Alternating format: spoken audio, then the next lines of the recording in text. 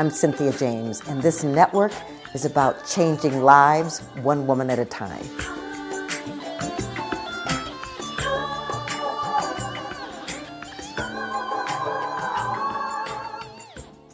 Welcome to Women Awakening. I'm your host, Cynthia James. I get the extraordinary honor of introducing you to amazing women. Women that inspire me, women that are change makers, women that are making a difference in this world. I'm so excited about that. I want you to know that we're on all the podcast platforms. So you can go to Spotify and iTunes, iHeart, you can go to Amazon, you can go to YouTube. You know, you want to meet these women because my desire is that they will inspire you to step into your greatness. So my guest today is Sheri Fink. She just is amazing. She's an inspirational speaker, #1 best-selling author, president of Whimsical W, an empowering brand she founded with her husband, award-winning author Derek Taylor Kent. Their mission is to inspire, delight, and educate children of all ages while planting seeds of self-esteem and high achievement. Sheri is best known for her beloved The Little series, including Little Rose, Little Unicorn, Little Dragon, and her newest book, Insta-Grateful, Finding Your Bliss in a Social Media World. We would definitely talk about that. It's an innovative self-help book, motivational memoir about how to maximize passion, peace, power, prosperity, and panache in your life in today's hyper busy, highly distracted social media world. As an author of 13 best-selling books in multiple genres, she travels the world inspiring audiences of all ages to believe in themselves, dream bigger dreams, and take action to live their best lives. Welcome, Sheri. Thank you so much for being here. Well, thank you for the lovely introduction. I don't think anyone has ever put so much beautiful soul into the way they read it. You actually had me tearing up. I was like, wow, I get to be this person. This is so exciting. Yes, you do. And it's awesome that, you know, your passion for me comes across in the bio. So, you know, before we started recording, I talked about the fact that women think that, you know, successful people, it just sort of happens. But let's talk about where you came from. Where were you born? What kind of childhood did you have?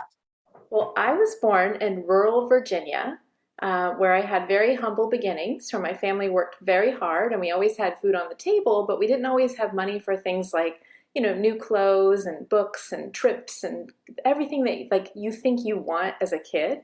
So I kind of like created my own little whimsical worlds back then. I was making my own books. I had all my own little businesses, you know, and my family had never seen a kid like that before. They're like, why don't you just play like a normal kid? And I was like, what does that mean? Even my Barbies had businesses, you know, like, it was. So I decided at a young age I wanted to be a writer, a teacher, a mother, a princess, and a mermaid.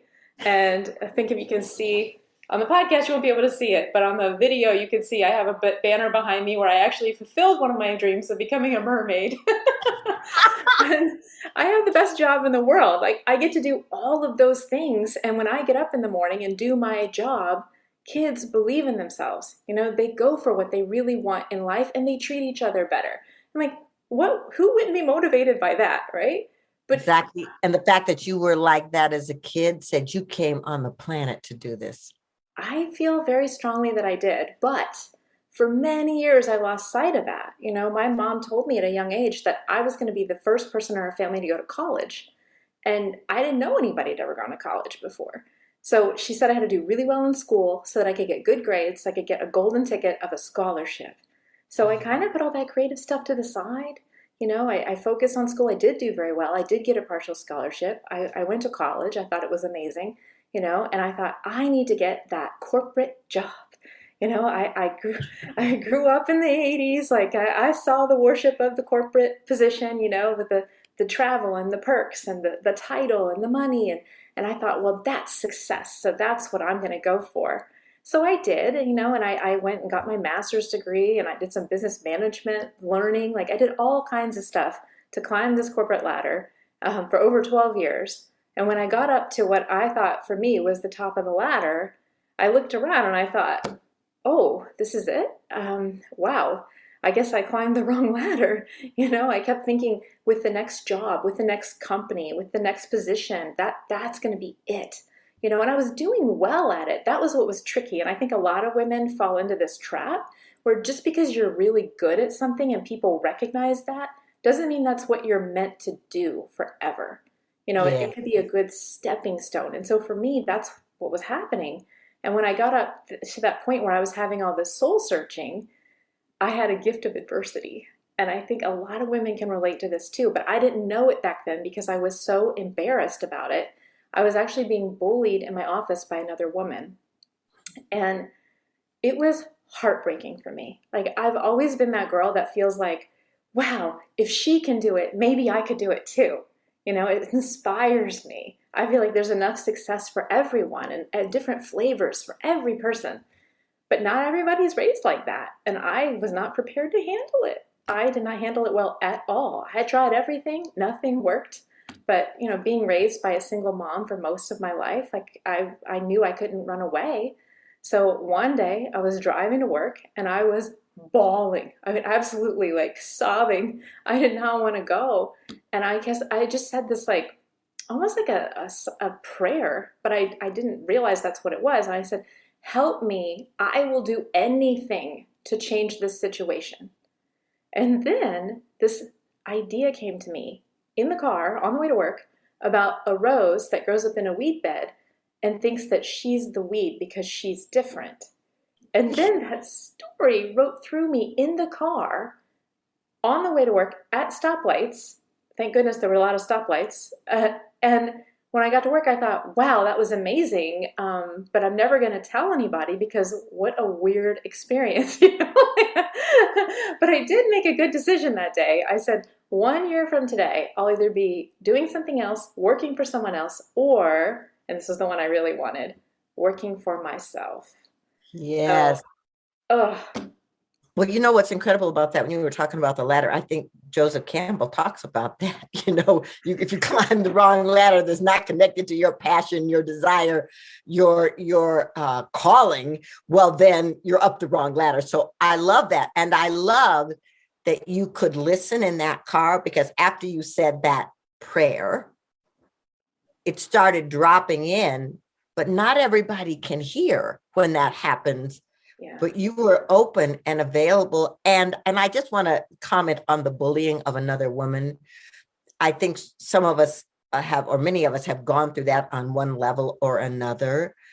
And so the thought pattern comes in that really we can't trust women, and that's not true. Sometimes that gift of adversity is the gift to shift. And so in 1 year, what were you doing?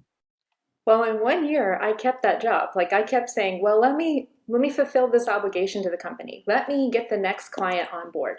Let me speak at the company conference. Let me do this, help everybody else, right? And then it got to that date, that 1 year later date. And I thought, you know what? I keep my word for everyone else. Am I going to be a woman of my word to myself? And so I wrote up the resignation and I gave them 2 weeks notice and they thought I was crazy. And I wasn't sure that I wasn't, because I had the whole thing I had been working for all those years.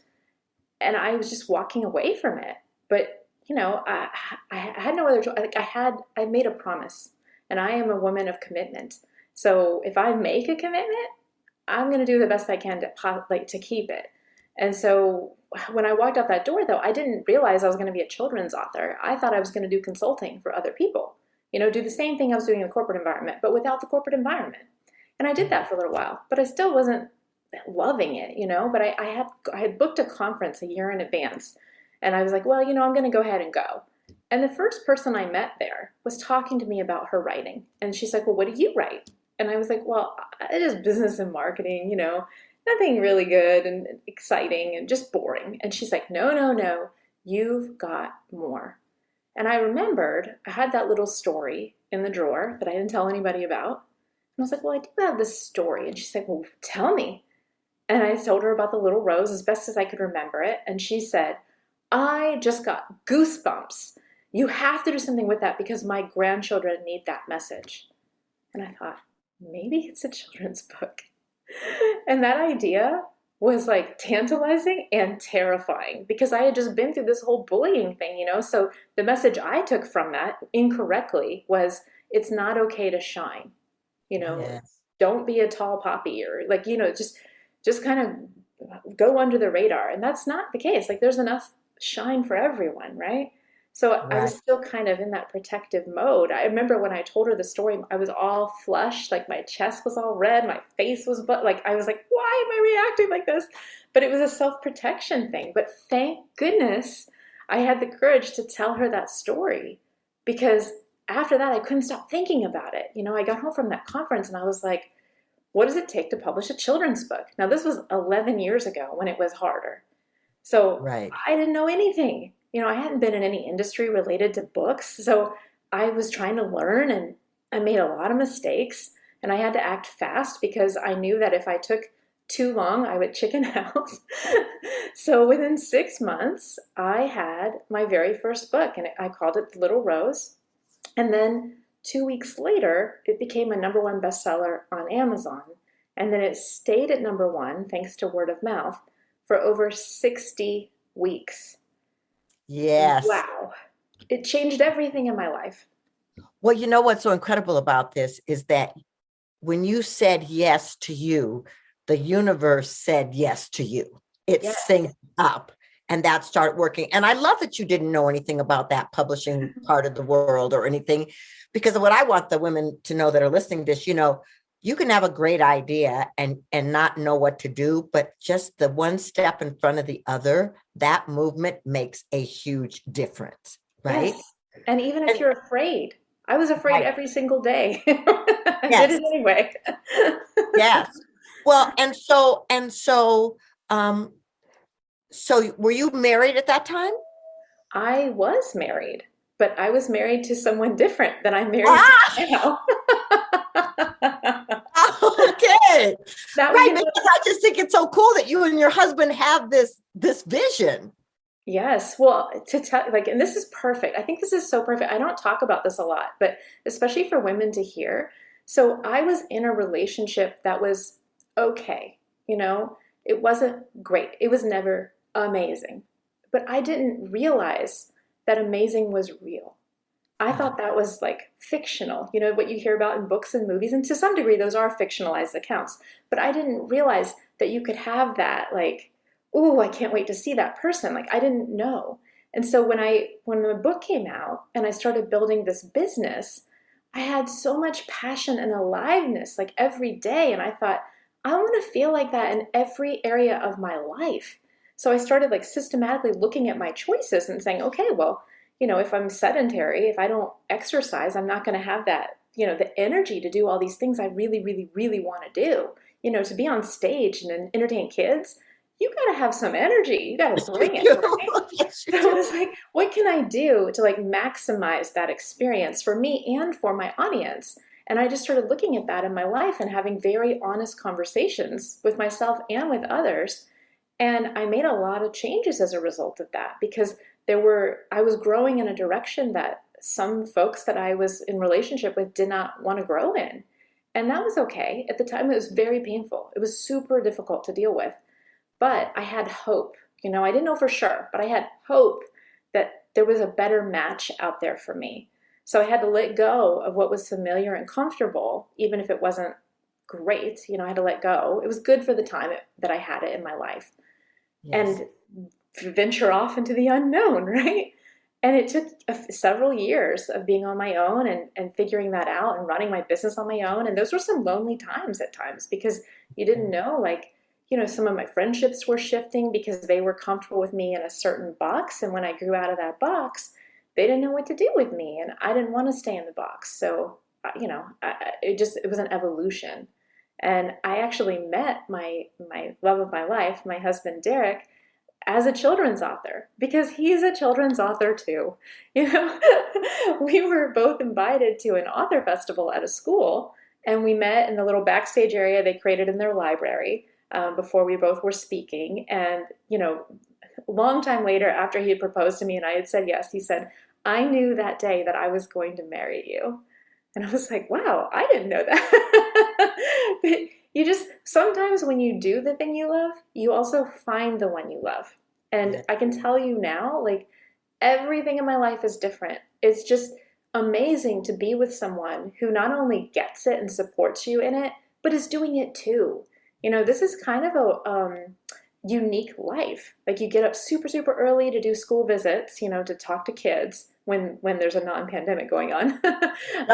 And then you're staying up late because you're creatively inspired and you want to write the next thing, right? Or you're working every weekend because that's when the festivals and the writers' conferences and all the events are that you can speak at and meet other writers and get inspired. It's a very, it's not a 9 to 5 lifestyle. And I don't think that's right for everyone. But for us, like, both of us have flourished since we've combined our two businesses into something bigger and better than what we had before. I just, I love that. And um, I guess one of the things I want to say is that sometimes we outgrow people. Some people, our paths, go in different directions. Sometimes what worked for us at one season no longer works in the new season. So I'm really glad that you said that. And I want to talk about the shift that you're going through right now. I want to talk about Insta Grateful, because that's not a children's book, right? Right. That's absolutely right. So, Insta Grateful is my newest book. And I was very inspired to write it. Well, number one, people have been asking me for something like this. So the parents of the fans, of the children who read my books, are like, "Oh, when are you going to write something for me?" And so I was like, "Well, I really am inspired to write something motivational because I personally love the self-help industry. I love reading the books. Even if I just get one golden nugget out of each book, and I usually do, usually multiples, that I can apply to my life or my situation or the way I look at things. Like, it just shifts things for me. And so I wanted to do that for other people. But it's also a really vulnerable thing, right? Because instead of using other people's stories, a lot of self-help books, they use other people's stories, right? Like, they'll give examples of a stranger that you've never met who lives in a far off place, and they'll tell their story. My book is full of my personal stories, which I love and I'm also terrified of. Like, when I was writing it, I was like, oh, this is so personal. And I was like, you know what? This is the truth. This is what people need. This is what I want to read in other people's stories. It's almost like a memoir in a degree. Like, but the thing that I love about it is, like, the things that I've discovered through the last 10 plus years are all in the book. And I feel like anyone can read it and not only, like, see themselves through the situations that I've been in, even if I've done the completely wrong thing and been weird and ridiculous in it, but they can also take something from it. Like, oh, you know what? That it's okay to let go. Like, when you're just saying that thing about letting go of the past, there's a story I tell in the book about when I was researching for my book, The Little Seahorse, and I was touring these different aquariums around the country. And they would give me an expert, and I'd get to walk around and I'd ask a lot of questions. I have a lot of curiosity, And there was one place in a Georgia aquarium where they had this enormous lobster, like the biggest lobster I've ever seen. Like, in my memory, it's like the size of a VW bug. It was enormous. And I was like, how does a lobster grow that big? And they're like, well, the lobster molts. And I didn't know that. So the lobster grows and then the shell breaks off, sometimes piece by piece, or sometimes the lobster grows so fast that the shell just pops off and they're naked, right? And then they're gushy and weird, and they want to hide to be safe because they don't have their protective armor, and it eventually grows in, and then they can go out and be a lobster again. And I thought, oh my goodness, I am a lobster. I am molting and I am naked and vulnerable and I want to hide. And I feel like a lot of us feel that way. But if you think about it in the terms of the lobster, right? How ridiculous would it be if that lobster then tried to deny the fact that it had grown and then was holding on to the old shell like a backpack, right? Just carrying it around. But we do that as women. Like, we want to make it work. We want to make other people happy. And a lot of times it's not the best thing for us, you know? So there's a way to grow and let go that's best for everybody. And I think that was the biggest takeaway that I had. And one of the big and the other thing that inspired the book was that people really, really, really rag on social media. And I get it. There's a lot of things that I don't like about it. However, it has done so much good in the world. If you want to look at it that way, like because of social media, I've been able to connect with fans all over the world that wouldn't even have known that my books existed otherwise. You know, I've gotten fan mail from Bali. I have never been to Bali. You know, it's amazing. And people meet me at festivals and events at Comic Cons and they'll start crying when they talk to me and they're like, I don't know why I'm crying. I just feel like I know you. And I'm like, well, how are you familiar with me? Oh, through social media. And I was like, well, then you kind of do know me, you know, because that's what I put out there. You know, it's like I want to speak from the heart, and I think for me, the biggest shift with social media came when I realized that the personal is what connects. It's not talking about yourself in the third person. You know, sometimes that's appropriate, right? But it's when you show your dog.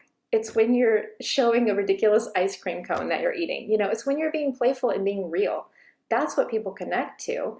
And when I think about social media as like my own online magazine, you know, like I curate.